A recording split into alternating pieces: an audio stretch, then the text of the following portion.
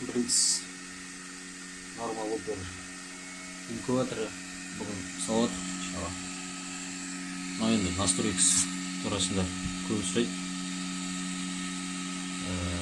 Мына қызыл нагрев қыздыру температурасы енді плюс-минус оңға солға нагревті қыздыруға автоповоротқа пайдаланады. Мынау көк свет автоповорот сөніп тұр деген, егер жыпылықтаса ручной да тұр, яғни қолмен аударуды тұр. Егер жанып тұрса тоқтамай, автоповорот 2 сағат сайын өзі қосылып тұр автомат түрде деген. Жасыл свет белгілі енді 220 келіп тұр ғой, тоқ сет. Қазір оған температураны қою үшін нагревті басып тұрамыз. Міне шықты сол кезде. Жоқ, плюс-минусты басамыз. Плюс-минусты басамыз. Қатар.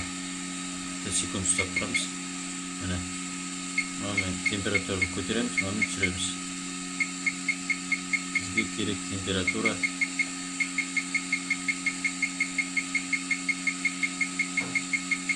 38,5-ке қойып болады.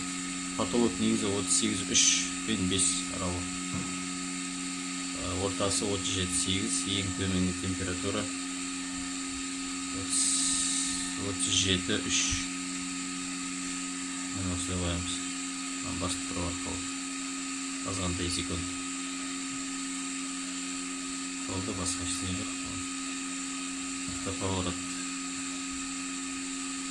Автоповоротты ручной қойып. Автомат қосылды. Бұл жасыл жанып тұр. Енді ручноймен көрейік. Мына жыпылдап тұр. Бассаң бұлай қозғалады. Осылай басқара аласың қолмен. Және бұлай.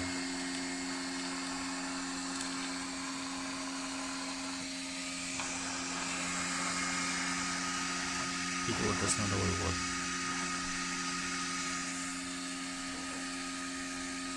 Болды, басқа ештеңе жоқ. Мына ылғалдікі міне.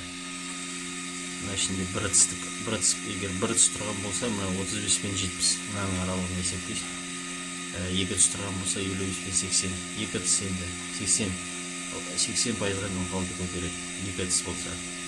Егер бір ыдыс болса, мен мына таблицамен есептеп аласың. Бұнда қиын ештеңе жоқ. Ішінде несі бар, саңыла есігі бар.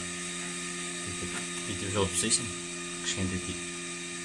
Саңыла кішіреді, бүйтсең орта, жарқылайды, бүйтсең түгел ашылады. Саңыла үлкен.